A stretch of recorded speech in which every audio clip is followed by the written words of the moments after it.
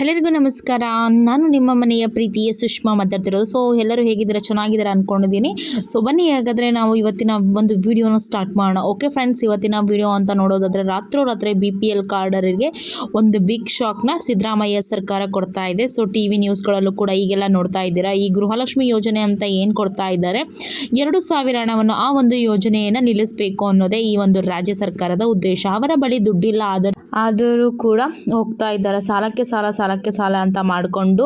So ಇವಾಗ ಅದನ್ನು ನಿಲ್ಲಿಸಬೇಕು, ಹೇಗಾದರೆ ಮಾಡಿ ಅಂತ ಹೇಳ್ಬಿಟ್ಟು ಇಲ್ಲಿ BPL ರೇಷನ್ ಕಾರ್ಡ್ಗಳನ್ನು ರದ್ದು ಮಾಡ್ತಾ ಇದ್ದಾರೆ. ಈಗ ಆಲ್ರೆಡಿ 11 ಲಕ್ಷ BPL ಕಾರ್ಡ್ಗಳು ರದ್ದಾಗ್ತಾ ಇದೆ. ಅವರು ಶ್ರೀಮಂತರೇ ಇರೋದಿಲ್ಲ, ಅಂಥವ್ರನ್ನೆಲ್ಲ ಇವರು ಏನಂತ ಹೇಳ್ತಾ ಇದ್ದಾರೆ, IT ರಿಟರ್ನ್ಸ್ ಅಂತ ಹೇಳಿ BPLನಿಂದ APLಗೆ ವರ್ಗಾವಣೆ ಮಾಡಿದ್ದಾರೆ ಅಂತ ಹೇಳಿ ದೂರನ್ನು ಇಡ್ತಾ ಇರುವಂಥದ್ದು. ಇಲ್ಲ, ಸಿಕ್ಕಾಪಟ್ಟೆ ಸರ್ಕಾರದಲ್ಲಿ ವೈರಲ್ ಆಗ್ತಾ ಇರೋ ವಿಷಯ ಇದೇನೋ ನೀವೆಲ್ಲ ನೋಡ್ತಾನೆ ಇರ್ತೀರ. ಸೊ ಅಂದ್ಕೊಂಡಿದ್ದೀನಿ. ಸೊ ಲೇಟೆಸ್ಟ್ ನ್ಯೂಸು, ಈಗ ಗೃಹಲಕ್ಷ್ಮಿ ಯೋಜನೆ ನಿಲ್ಲಿಸಬೇಕು ಅಂತಾನೆ. ಹಾಗಾದರೆ ಸರ್ಕಾರ ಈ ರೀತಿಯಾಗಿ BPL ಕಾರ್ಡ್ಗಳನ್ನು ರದ್ದು ಮಾಡ್ತಾ ಇದೆಯಾ? ಎಷ್ಟು ಜನಗಳದ್ದು BPL ಕಾರ್ಡ್ಗಳನ್ನು ರದ್ದು ಆಗಿದೆ, ನಿಮ್ಮದು ಆಗಿದೆಯಾ ಅಂತ ಹೇಳ್ಬಿಟ್ಟು ನೀವು ಕೂಡ ತಿಳಿಸ್ಬೇಕಾಗುತ್ತೆ.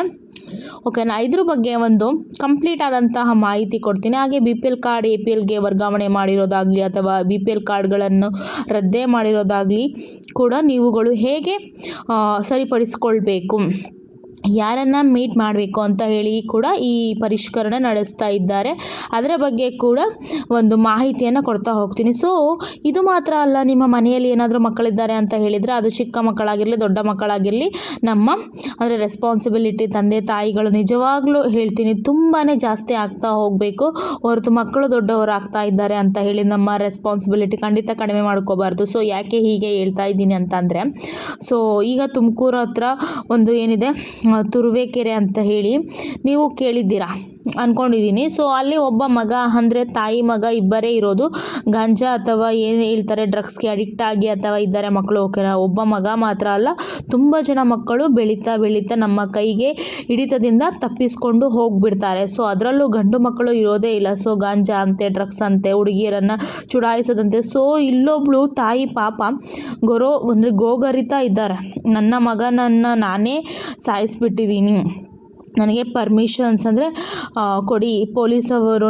ಆದರೆ ಸರ್ಕಾರದಿಂದ ಪರ್ಮಿಷನ್ ಕೊಡಿ, ನಾನು ಕೊಂದು ಹಾಕ್ತೀನಿ ನನ್ನ ಮಗನನ್ನು ಅಂತ ಹೇಳಿಬಿಟ್ಟು ಇನ್ನು ಎಷ್ಟರ ಮಟ್ಟಿಗೆ ಮಕ್ಕಳು ಹಾಳಾಗ್ತಾ ಇದ್ದಾರೆ ಅನ್ನೋದ್ರ ಬಗ್ಗೆ ಕೂಡ ಇವತ್ತಿನ ವಿಡಿಯೋದಲ್ಲಿ ತಿಳಿಸ್ಕೊಡ್ತೀನಿ. ಆ್ಯಂಡ್ ಅದು ಯಾರು ಅನ್ನೋದನ್ನು ಕೂಡ ತೋರಿಸ್ತೀನಿ. ನಿಮ್ಮ ಮಕ್ಕಳ ಬಗ್ಗೆ ನೀವು ತುಂಬಾ ಎಚ್ಚರಿಕೆ ವಹಿಸಬೇಕು. ಹಾಗಾದರೆ ಬನ್ನಿ ವಿಡಿಯೋನ ಸ್ಟಾರ್ಟ್ ಮಾಡೋಣ. ಆ್ಯಂಡ್ ಅದಕ್ಕಿಂತ ಮುಂಚೆ ನೀವಿನ್ನು ನನ್ನ ಚಾನಲ್ನ ಸಬ್ಸ್ಕ್ರೈಬ್ ಆಗದೆ ನೋಡ್ತಾ ಇದ್ದೀರಾ, ಅದು ಹೊಸದಾಗಿ ಯಾರಾದರೂ ಇನ್ನೂ ನನ್ನ ಚಾನಲ್ನ ಸಿಂಪಲ್ ಸುಷ್ಮಾ ಕನ್ನಡತಿ ಇನ್ನೂ ಚಾನಲ್ಗೆ ಸಬ್ಸ್ಕ್ರೈಬ್ ಆಗೋದನ್ನು ಮರಿಬೇಡಿ. ಆ್ಯಂಡ್ ಈಗಾಗಲೇ ಯಾರೆಲ್ಲ ಸಬ್ಸ್ಕ್ರೈಬ್ ಮಾಡಿದ್ದೀರಾ ಅವರಿಗೆಲ್ಲ ಕೂಡ ಥ್ಯಾಂಕ್ ಯು ಸೋ ಮಚ್ ಅಂತ ಹೇಳ್ತಾ ಬನ್ನಿ ವಿಡಿಯೋನ ಸ್ಟಾರ್ಟ್ ಮಾಡೋಣ.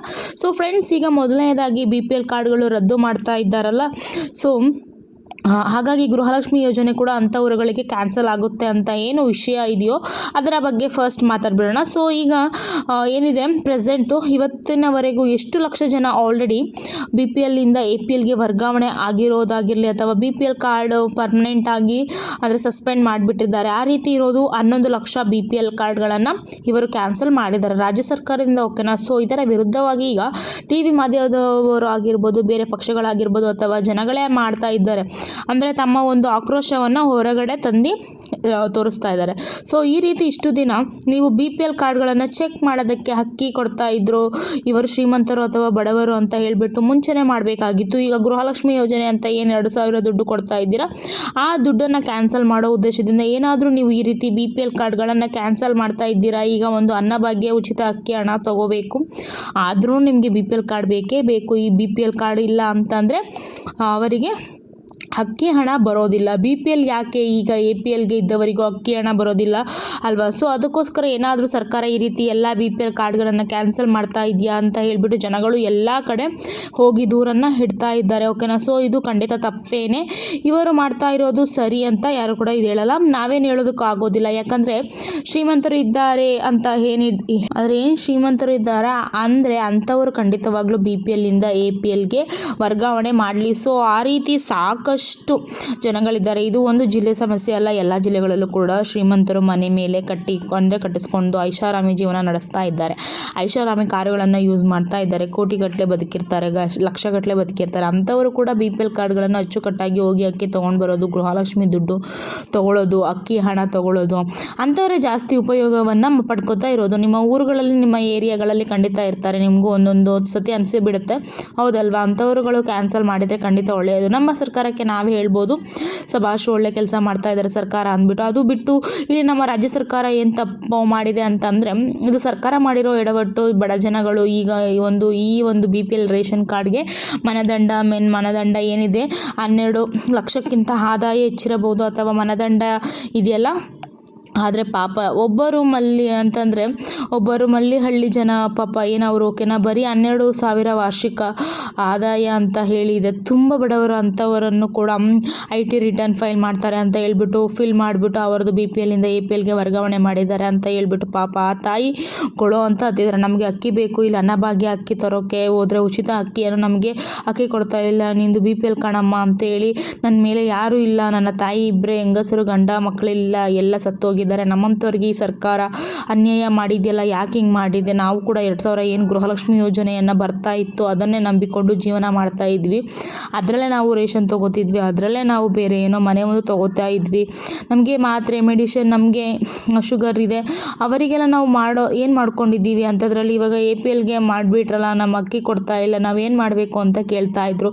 ಸೊ ಸರ್ಕಾರ ಮಾಡಿರುವಂಥ ಎಡವಟ್ಟು ಈಗ ಆಹಾರ ಇಲಾಖೆ ಏನಂತ ಉತ್ತರ ಕೊಡುತ್ತೆ ಕೇಳಿದರೆ ಅದಕ್ಕೆ ಓಕೆನಾ. ಸೊ ಎಡವಟ್ಟು ಆಗಿಬಿಟ್ಟಿದೆ, ನಾವು ಯಾರೂ ಕೂಡ ಆ ರೀತಿ ಸಸ್ಪೆಂಡ್ ಏನು ಮಾಡಿಲ್ಲ, BPLಯಿಂದ APLಗೆ ಮಾಡಿಬಿಟ್ಟಿದ್ದೀವಿ. ಸೊ ಯಾರ್ಯಾರೆಲ್ಲ BPL ಕಾರ್ಡ್ಗೆ ರದ್ದಾಗಿದೆ ಅಂತ ಹೇಳ್ತಾ ಇದ್ದೀರಲ್ಲ, ಈಗ ನೀವು ಕೂಡ ಹೋಗಿ ಚೆಕ್ ಮಾಡ್ಕೊಳ್ಳಿ. ಒಂದು ಲಿಂಕನ್ನು ನಾನು ಕೆಳಗಡೆ ಲಿಂಕಲ್ಲಿ ಮೆನ್ಷನ್ ಮಾಡಿರ್ತೀನಿ. ಸೊ ಅಂದ್ಬಿಟ್ಟು ಇಷ್ಟು ಗೃಹಲಕ್ಷ್ಮಿ ಯೋಜನೆ 15ನೇ ಕಂತಿನ ಹಣ ಈಗ ಈ ತಿಂಗಳು 30 ತಾರೀಕು ಒಳಗಡೆ ಹಾಕ್ತೀವಿ ಅಂತ ಹೇಳಿ ಅಪ್ಡೇಟನ್ನು ಕೊಟ್ಟಿದ್ದಾರೆ ಸಿದ್ದರಾಮಯ್ಯ ಸರ್ ಹಾಗೂ ಲಕ್ಷ್ಮೀ ಹೆಬ್ಬಾಳ್ಕರ್ ಮೇಡಮ್ ಅವರು, ಓಕೆನಾ. ಸೊ ಈಗ ಇದಿಷ್ಟು ಬಂದಿರೋಂಥ ನಾವು ಕೊಟ್ಟಿರೋಂಥ ಮಾಹಿತಿ.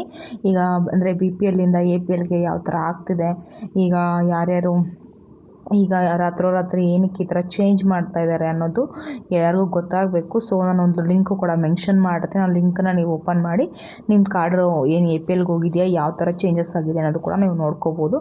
ಸೊ ನಾನಿಷ್ಟು ಹೇಳಿದಂಥ ಮಾಹಿತಿ 14ನೇ ಕಂತಿನ ಹಣ ಇನ್ನೂ ಯಾರಿಗೆ ಬಂದಿಲ್ಲ ಅವರು ಕೂಡ ನನಗೆ ಒಂದು ಮೆಸೇಜನ್ನು ಹಾಕಿ, ಸೊ ಯಾವ ಜಿಲ್ಲೆಯವರು ಹಾಗೆ 14ನೇ ಕಂತಿನ ಹಣ ಬಂದಿಲ್ಲ ಅಂತ ಹೇಳ್ಬಿಟ್ಟು ಹಾಕಿ. ಸೊ ನಾವು ಕೂಡ ಏನಾಗಿದೆ ಅಂತ ಹೇಳ್ಬಿಟ್ಟು ಅದ್ರ ಬಗ್ಗೆನೂ ತಿಳಿಸೋಣ. ಮತ್ತು ನೆಕ್ಸ್ಟ್ ಏನಪ್ಪ ಹೇಳೋದಾದರೆ, ಯಾಕೆ ಈ ಥರ ಸರ್ಕಾರ ನಿರ್ಧಾರ ಮಾಡ್ತಿದೆ, ಈ ಥರ ಯಾಕೆ ಎಲ್ಲರೂ ಬಡವರು ಯಾಕೆ ಈ ಥರ ಇದು ಮಾಡ್ಕೋತಾ ಇದ್ದಾರೆ, ಬೇಜಾರು ಮಾಡ್ಕೊತಾ ಇದ್ದಾರೆ, ಈ ಥರ ಬಡವರು ಯಾಕೆ BPLಯಿಂದ APLಗೆ ಯಾಕೆ ಈ ಥರ ಬದಲಾವಣೆಯನ್ನು ಮಾಡಬೇಕು ಅನ್ನೋದು ಕೂಡ ವ್ಯಕ್ತಪಡಿಸ್ತಾ ಇದ್ದಾರೆ. ಸೊ ಎಲ್ಲ ಮಾಧ್ಯಮದ ಮುಂದೆ ಇದೇ ಸುದ್ದಿ ಆಗಿಬಿಟ್ಟಿದೆ. ಸೊ ನಿಮಗೂ ಯಾವ ಥರ ನಿಮಗೂ ಆಗಿದೆಯಾ ಏನು ಅನ್ನೋದ್ರ ಬಗ್ಗೆ ಒಂದು ಕಮೆಂಟ್ಸನ್ನು ತಿಳಿಸಿ ಇದ್ರ ಬಗ್ಗೆ. ಸೊ ಇದು ಎಲ್ಲ ವೀಕ್ಷಕರಿಗೂ ತಲುಪಬೇಕು. ಸೊ ಅವರ ಅಭಿಪ್ರಾಯನ ನಮಗೆ ತಿಳಿಸಿ ಅಂತ ಹೇಳ್ತಾ ನೆಕ್ಸ್ಟ್ ವಿಡಿಯೋದಲ್ಲಿ 15ನೇ ಕಂತಿನ ಹಣ ಮತ್ತು ಏನಾಯಿತು ನೆಕ್ಸ್ಟ್ ಅಪ್ಡೇಟನ್ನು ನಾನು ನಿಮಗೆ ಕಂಟಿನ್ಯೂಸ್ ಆಗಿ ಈ ವಿಡಿಯೋನ ತಿಳಿಸ್ಕೊಡ್ತೀನಿ. ಸೊ ನಿಮಗೆಲ್ಲ ಈ ಥರ ಆಗಿದೆಯಾ ಅನ್ನೋದಾದರೆ ಒಂದು ಮೆಸೇಜನ್ನು ಪಾಸ್ ಮಾಡಿ.